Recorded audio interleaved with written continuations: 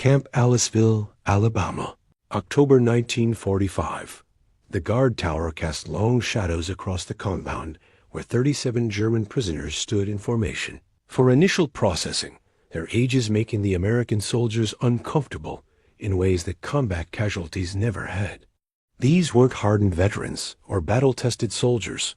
They were boys 14 to 17 years old, conscripted during the regime's desperate final months, when the draft age had dropped to children and the elderly, because everyone else was already dead or captured or had deserted. They stood rigid, faces carefully blank, bodies tense with the particular vigilance of children who had learned that showing emotion invited punishment. When the processing officer told them through a translator that they were safe now, that they would receive adequate food and medical care, that the camp had recreational facilities they could use, one boy, 15-year-old Peter Hoffmann from Hamburg, raised his hand and asked in careful, frightened German, "Are we allowed to smile here?" Peter Hoffmann had been 12 when the war started, old enough to understand that something significant was happening, but too young to grasp the full implications of what Germany had unleashed upon Europe and the world. He had watched his older brother march away in uniform, had heard his father, too old for combat service, talk about duty and sacrifice and the regime's promises of inevitable victory. He had believed, the way children believe what adults tell them, that Germany was fighting for survival against enemies who wanted to destroy everything German civilization had built. By the time Peter turned 14 in March 1945, belief had become irrelevant. The regime was collapsing. Allied forces were advancing from both east and west, and desperation had led to conscription of boys who should have been in school rather than in uniform. Peter had been pulled from his classroom, along with every other boy his age, given minimal training how to fire a rifle, how to throw grenades, how to dig trenches, and follow orders without question. The training had lasted 3 weeks. Then they had been sent to defensive positions near Berlin, children ordered to stop armies that had already proven themselves unstoppable. The other boys in Peter's unit had ranged from 13 to 16. None had wanted to be soldiers, but the regime didn't ask what they wanted. It commanded, and refusal meant consequences for both the boy and his family. So they had fought or tried to fight in chaotic final weeks when German lines were collapsing and when survival required more luck than skill or training. Peter had seen boys die, not abstractly, not as statistics, but personally, friends from school and neighborhood bleeding out in trenches, crying for mothers who couldn't help them, dying afraid and in pain, and far too young. The images were seared into his memory in ways that would never completely fade, trauma that would shape his entire life, despite his youth, or perhaps because of it. The capture had come in late April, just days before Germany's official surrender. Soviet forces had overrun their position, and Peter and 36 other boys had been taken prisoner, along with a handful of adult soldiers who had been supervising their unit.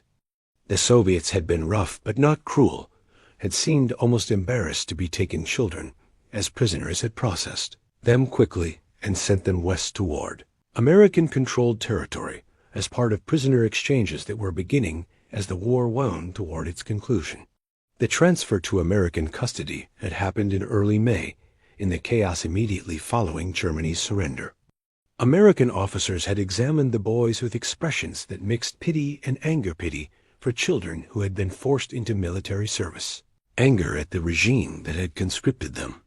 One American captain had said something in English that the translator had rendered as, "What kind of system sends children to die? These boys should be in school, not in prison camps." But prison camp was where they ended up, because they were technically prisoners of war, even if they were also children, and because American military bureaucracy required processing and holding all captured German personnel until repatriation systems could be established. The boys had been transported across the Atlantic in late summer, along with thousands of adult prisoners, arriving in the United States in September for distribution to various camps. Camp Aliceville was designated as a facility for low-security prisoners men captured late in the war, those with no connections to regime leadership, those deemed unlikely to cause problems during captivity. The 37 boys were assigned there because they clearly posed no security threat, and because the camp commander, Colonel Henderson, had specifically requested the transfer after learning that children were being held in facilities designed for adult soldiers. Henderson had children of his own, understood that teenagers required different treatment than adult prisoners, wanted to ensure that American captivity didn't compound the trauma that conscription and combat had already inflicted. He had ordered his staff to treat the boys with particular care, to remember they were children, despite their prisoner status, to provide support and stability rather than just basic custody. But the boys didn't know any of this as they stood in formation during initial processing. They knew only what their experience had taught them, that adults in authority were dangerous, that showing weakness invited punishment, that survival required maintaining vigilant wariness and suppressing all emotion that might be interpreted as defiance or disrespect. They had learned to hide behind blank expressions and rigid obedience, to become invisible in ways that might protect them from notice by those who had power over them. The processing proceeded methodically. American soldiers photographed the boys, fingerprinted them, assigned them prisoner numbers, conducted medical examinations that revealed malnutrition and untreated injuries and the physical toll of months in combat conditions. The American medical staff worked gently, tried to be reassuring, but the boys remained tense, expecting pain, expecting cruelty, expecting the treatment to shift from careful to harsh once the initial assessment was complete. Then Colonel Henderson addressed them directly, speaking through a German-speaking chaplain who translated. The colonel's tone was measured, calm, deliberately non-threatening. He explained camp rules, described daily routines, outlined work assignments that would be light given their ages. He emphasized that they would receive adequate food, medical care, educational opportunities. He said they were safe now, that American captivity would not be harsh, that the goal was to keep them healthy and supported until repatriation could return them to their families. The boys listened without expression. They had heard adults make promises before, had learned that what authorities said often bore little relationship to what they actually did. The careful blankness remained, protective shield against disappointment and danger, mask that had become almost permanent during months when showing emotion meant vulnerability. Then Peter raised his hand, a gesture so deeply ingrained by years of school training that it surfaced despite everything else he had learned about staying silent and invisible. The colonel acknowledged him, and Peter asked in German that the chaplain translated to English, "Are we allowed to smile here? If we feel happy about something, is that permitted, or will we be punished for appearing insufficiently serious?" The question hung in the humid Alabama air. The American soldiers went very quiet, processing what the question revealed, that these boys had been so thoroughly conditioned by the regime that they didn't know if displaying happiness was safe, that they expected punishment for emotional expression, that smiling had become something that required permission rather than being natural human response to joy or pleasure. Colonel Henderson's face showed controlled anger, not at the boys, but at the system that had shaped them to ask such questions. He responded carefully, his words translated by the chaplain, who seemed to be struggling with his own emotions. "You are not only allowed to smile, you are encouraged to smile. You're children, and children should be happy when circumstances permit happiness. If something makes you happy or amuses you or brings you joy, you should feel free to express that. No one here will punish you for smiling or laughing or showing emotion. That's not how we treat prisoners, and it's especially not how we treat children." The boys remained motionless, clearly not believing what they had heard, waiting for the qualification or exception or punishment that would reveal the promise as trap or trick. The wariness didn't fade, couldn't fade that quickly after months of conditioning and trauma. But a seed had been planted, possibility that captivity might be different from what they had experienced, hope that was too fragile yet to fully acknowledge, but was present nonetheless. The boys were housed in their own barracks, separate from adult prisoners, with their own designated areas and schedules designed to accommodate their age and the particular needs of traumatized adolescents. The American guards assigned to their section were specifically selected men who had children, who had expressed willingness to work with young prisoners, who understood that these boys required patience and gentleness rather than military discipline. Sergeant Miller, who supervised the boys' section, was a father of 3 from Georgia.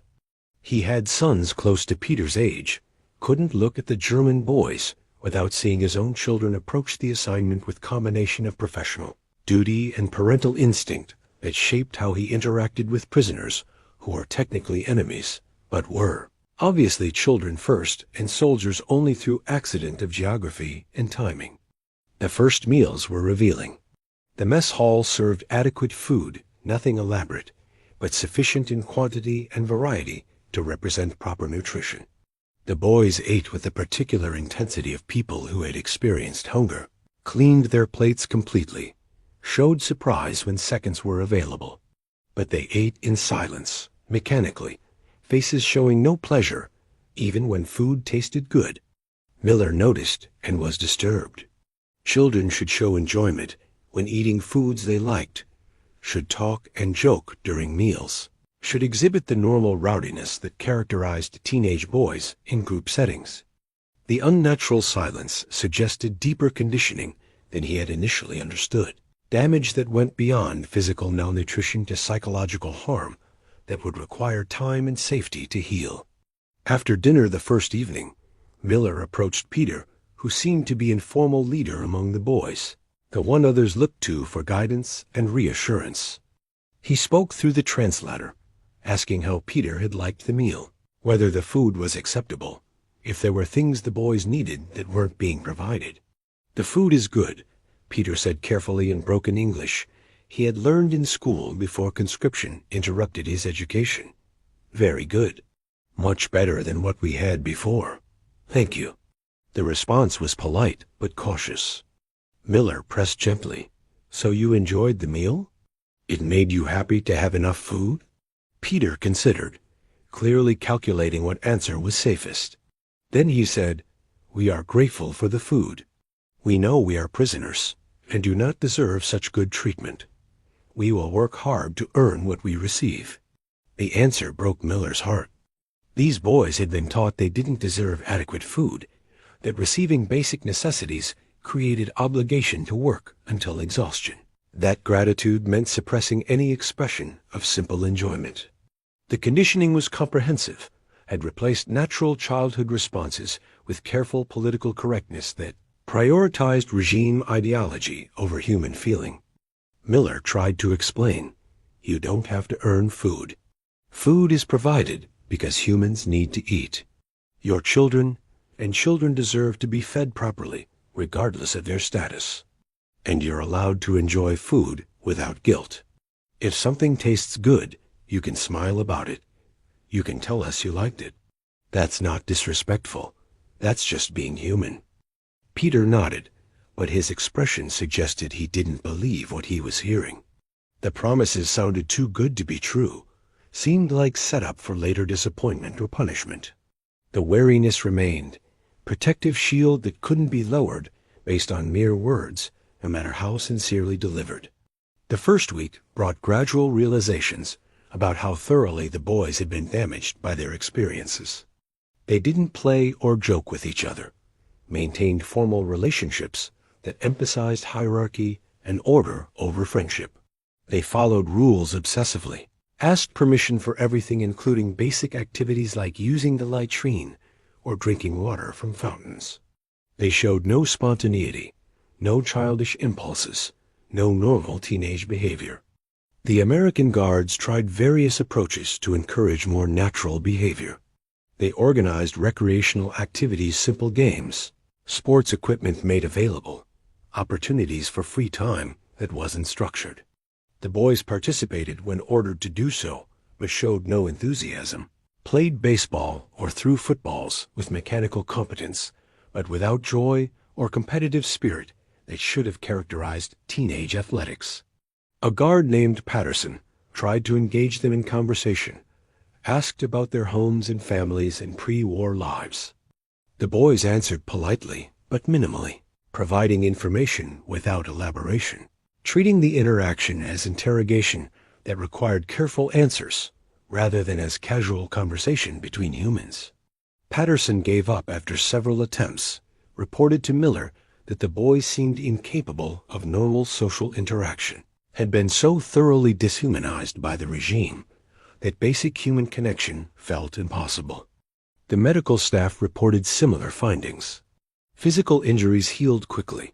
The boys were young and resilient, their bodies bouncing back with adequate food and rest. But the psychological damage was severe. They showed symptoms of trauma that the American doctors had seen in combat veterans' hypervigilance, difficulty sleeping, exaggerated startle responses. They had nightmares that woke the barracks, panic attacks triggered by loud noises or unexpected movements, dissociative states where they seemed to disconnect from present reality. A camp psychiatrist, Major Thompson, examined several boys, including Peter. His assessment was grim. These children have been systematically traumatized. They've experienced combat trauma, yes, but also something more insidious, ideological conditioning that has taught them to suppress normal human emotion and response. They don't trust adults, don't trust authority, don't even seem to trust themselves to have feelings without permission. The recovery will take months, maybe years, and requires safe environment where they can gradually learn that showing emotion won't be punished. Colonel Henderson called a meeting with all staff who worked with the boys. He was blunt. These children are our responsibility. They didn't choose to be soldiers, didn't choose to fight for that regime, didn't choose the trauma they've experienced. What we do now matters, whether we compound their damage through institutional indifference or help them heal through deliberate care and patience.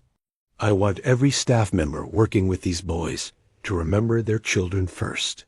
Treat them accordingly. Give them permission to be kids again. Show them that smiling is allowed, that joy is possible, that the world isn't entirely hostile and dangerous. The breakthrough came in the third week during an ordinary afternoon when several boys were working in the camp garden, a therapeutic work assignment that the psychiatrist had recommended because gardening was peaceful and productive and didn't trigger combat-related trauma the way some other activities might. Peter was weeding alongside two other boys, Friedrich and Hans, working in companionable silence that had become their normal mode. A rabbit appeared at the garden's edge, small cottontail that was apparently living in burrow somewhere nearby. It sat in the late afternoon sun, washing its face with its paws, completely unconcerned with the human activity just feet away. Friedrich noticed the rabbit first, stopped weeding, watched the animal with expression that slowly transformed from blank wariness to something approaching wonder. Then he smiled, small movement of facial muscles that looked unpracticed, as if he had forgotten how smiling felt. He pointed at the rabbit, said to the others in German, "Look, it's not afraid of us." Hans looked, and he smiled too, same small, unpracticed expression that suggested emotional muscles awakening after long disuse. Peter looked last, saw the rabbit, felt something shift inside himself.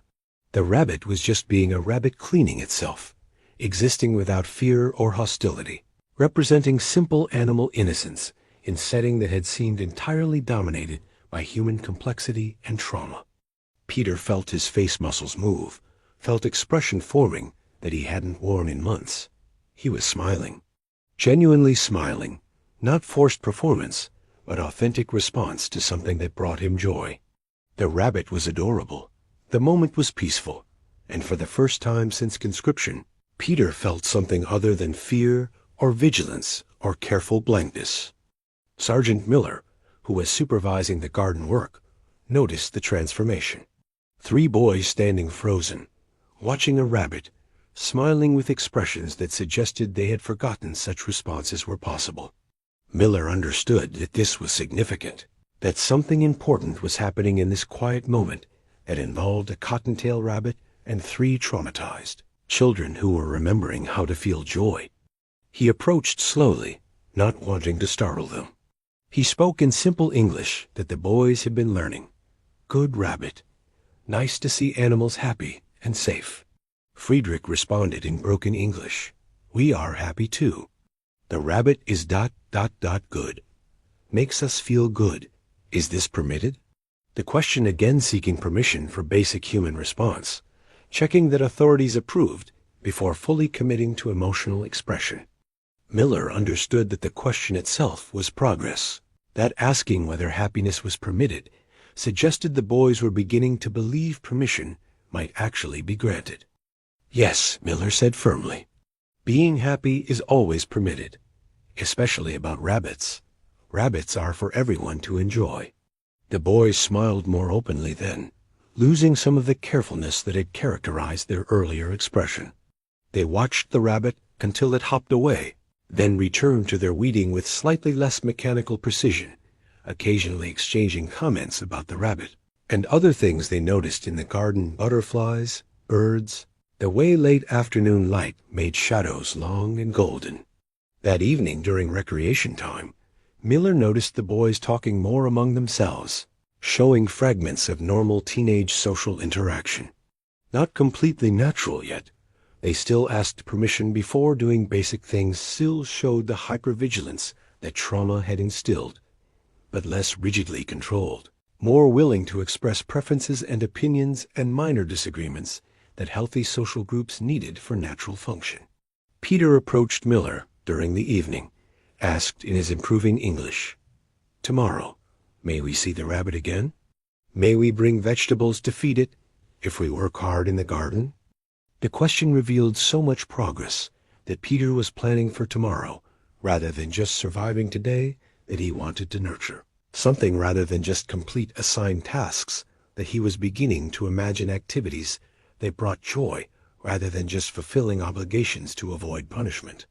Miller felt tears threatening, covered by clearing his throat and nodding firmly. "Yes," he said, "you can see the rabbit whenever it appears. And yes, you can bring vegetables. Rabbits like carrots and lettuce. We'll set aside some from the kitchen supply. May we name it?" Peter asked, pushing boundaries in ways that suggested growing comfort with asking for things rather than just accepting whatever was provided. "If we see it regularly, may we give it a name?" "Of course," Miller said. "All good rabbits deserve names." That night, Peter wrote in a journal that the American camp had provided simple notebook where boys were encouraged to record their thoughts and feelings as therapeutic practice. He wrote in German, describing the rabbit, describing his smile, describing the strange sensation of feeling happy without immediately suppressing the emotion because happiness seemed dangerous or inappropriate. "I smiled today," he wrote. "For the first time in many months, I smiled because something brought me joy rather than because I was ordered to appear cheerful for propaganda purposes.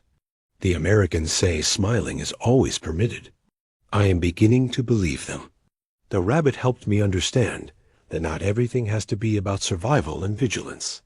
Sometimes things be pleasant, and being pleased is allowed." Over the following weeks, the boys changed gradually but measurably. The rigid formality softened, replaced by something closer to normal teenage behavior. They began joking with each other, engaging in friendly competitions, showing the particular rowdiness that adolescent boys exhibited when they felt safe enough to stop performing constant vigilance. The rabbit became mascot of sorts. It appeared regularly in the garden, apparently habituated to human presence and willing to accept vegetables that the boys left for it. They named it Hoffnung, German word for hope, and the name became shorthand for the transformation they were experiencing, symbol of healing and recovery and learning to trust that the world might contain beauty and safety rather than just danger and deprivation. The American guards noticed the changes, reported to Colonel Henderson that the boys were becoming more responsive, more willing to engage in normal activities, more capable of expressing emotion without constantly checking whether authorities approved. Henderson ordered expansion of recreational and educational programs, wanted to accelerate the healing by providing more opportunities for normal childhood experiences that conscription and combat had interrupted. The camp organized school classes specifically for the boys. Not political re-education exactly, though. That was part of American policy for German prisoners, but basic academic instruction that would help them reintegrate into society when repatriation eventually occurred. Mathematics, science, English language, history taught from perspectives that differed from regime ideology they had been raised with. The boys attended eagerly, hungry for learning that wasn't propaganda, grateful for intellectual stimulation after months when survival had been their only focus. Peter excelled in the classes, particularly in English. He had always been a good student before conscription interrupted his education, discovered that learning came easily when he wasn't simultaneously traumatized and terrified. The American teachers praised his progress, encouraged his curiosity, treated him like promising student rather than like enemy prisoner, and Peter felt himself beginning to imagine futures beyond just surviving captivity and repatriation. Friedrich discovered aptitude for art. One of the guards brought pencils and paper, offered to teach basic drawing techniques to any prisoners who were interested. Friedrich produced sketches that showed real talent-detailed drawings of the rabbit, landscapes from memory of German countryside, portraits of other boys that captured personality through subtle details of expression and posture. The guard, who was an amateur artist himself, praised Friedrich's work, encouraged development of skills that could become profession if Friedrich chose to pursue art after the war. Hans learned to play guitar. An American guard who played music offered lessons, and Hans showed natural musical aptitude that surprised everyone, including himself. He learned simple songs quickly, progressed to more complex pieces with practice, discovered that music provided emotional expression that words often failed to capture. The other boys gathered in evenings to listen when Hans practiced, finding comfort in melodies that connected them to normal life and peaceful emotions. The transformation wasn't linear or complete.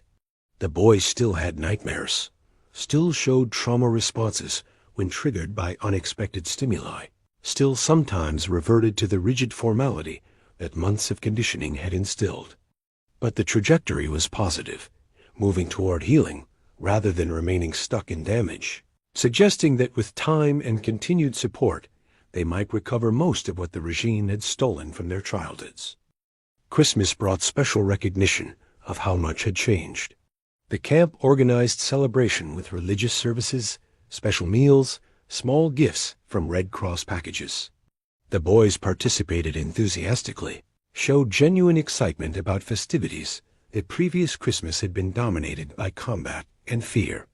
They sang carols in German, made decorations for their barracks, engaged in gift exchanges where they gave each other small handmade items that represented friendship rather than just fulfilling social obligations.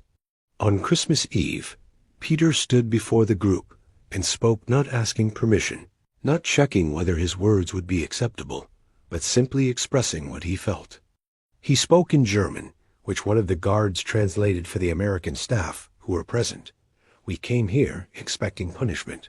We thought American captivity would be harsh, that we would be treated as we had been taught to expect enemies would treat us. Instead, you have shown us kindness. You have fed us, cared for our health, given us opportunities to learn and heal. Most importantly, you taught us that we are allowed to smile, that showing happiness is not weakness or defiance, but is simply being human. Hoffnung the rabbit taught us this first, but you reinforced the lesson every day through how you treated us. We are grateful. We will remember that Americans showed us mercy when they could have shown only justice. Thank you. Several American guards were crying by the time the translation finished. Colonel Henderson, who was rarely emotional in front of his men, had tears on his face that he didn't bother hiding. The boys' transformation from traumatized child soldiers who asked permission to smile to young men capable of expressing gratitude and joy represented success at something more important than just efficient camp management. It represented healing, humanity prevailing over ideology, proof that compassion could accomplish what punishment never could. Spring 1946 brought news of repatriation schedules. The war had been over for nearly a year. Germany was under occupation, and systems were being established for returning prisoners to whatever remained of their homes and families. The boys would return in a group, would be processed through displacement camps, would eventually make their way to families, if those families had survived, or to orphanages and foster systems if they were now alone. The prospect of return brought mixed emotions. The boys wanted to go home, wanted to reunite with families they hadn't seen in a year or more. But they also feared what they would find: destroyed cities, lost family members, a Germany that would be unrecognizable compared to what they remembered from before conscription. And they worried about leaving the safety and structure of Camp Aliceville, about losing the support system that had enabled their healing. Peter wrote letters home, trying to explain to his mother what he had experienced in American captivity, how traumatized child soldiers had been taught to smile again, how enemies had shown mercy that enabled recovery. His mother's responses, when they arrived, expressed gratitude that her son had received care rather than punishment, relief that American treatment had been humane rather than vengeful.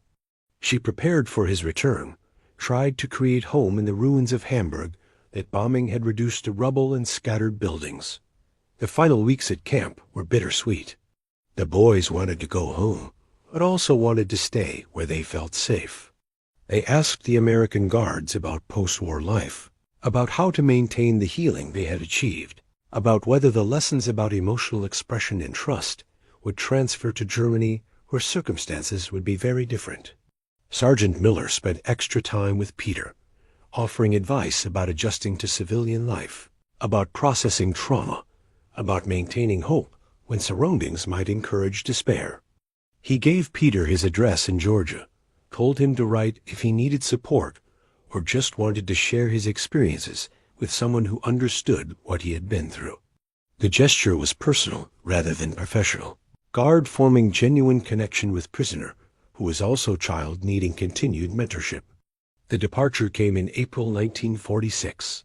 The boys boarded transport trucks that would take them to processing centers, then to ships, then to Germany and uncertain futures. They looked back at Camp Aliceville as trucks pulled away, seeing the compound that had been prison, but had also been sanctuary place where traumatized children had learned to be children again, despite everything that had tried to destroy them. Peter carried with him several items: his journal documenting recovery, Friedrich's drawing of Hoffnung the rabbit, the address of Sergeant Miller, who had shown him that authority figures could be protective rather than destructive. He carried memories of smiling without fear, of learning that happiness was permitted, of discovering that humans could choose compassion even toward enemies who were technically responsible for prolonged and devastating war. The return to Germany was difficult. Hamburg was ruins. His family's apartment was destroyed. His father had not survived the war's final months. But his mother was alive. His younger sister had survived, and they created new home in displacement camp while waiting for permanent housing to become available through reconstruction efforts. Peter used what he had learned at Camp Aliceville. When he felt happy about something, he smiled. When his sister was sad, he encouraged her to express her emotions rather than hiding them. When adults in authority tried to enforce rigid ideological conformity, even in post-war Germany, where ideology had supposedly been rejected, Peter quietly resisted, maintained humanity that American captivity had helped him recover. He corresponded with Sergeant Miller for years, letters crossing the Atlantic regularly, sharing progress and setbacks, maintaining connection that had been formed in Alabama prison camp and persisted through all the changes that post-war years brought. Miller became unofficial guardian of sorts, providing advice and support and reminder that Peter was worthy of care and that his healing mattered.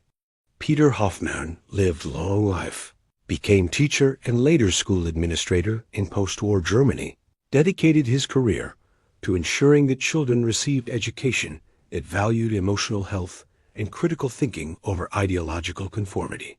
He told his story when appropriate about being child soldier, about American captivity, about learning to smile again after months of being taught that showing emotion was dangerous.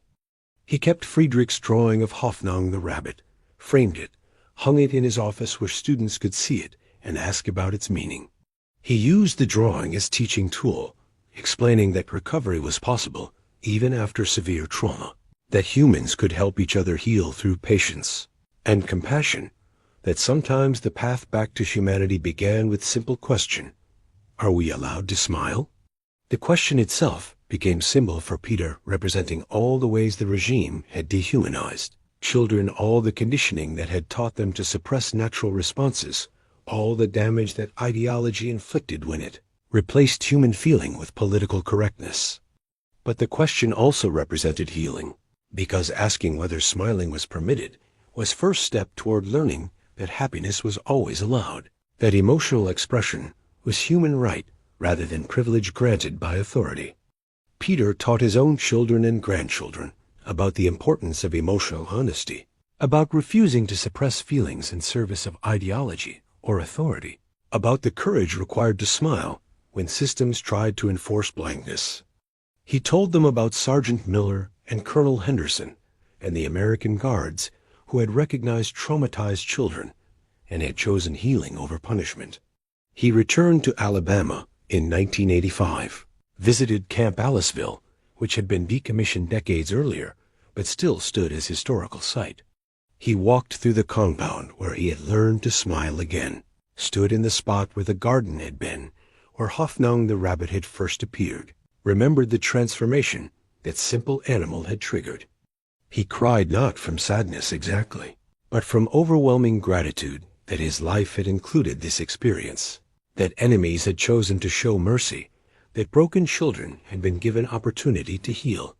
Sergeant Miller was there for the visit, elderly now, but still recognizable, still embodying the particular kindness that had made healing possible.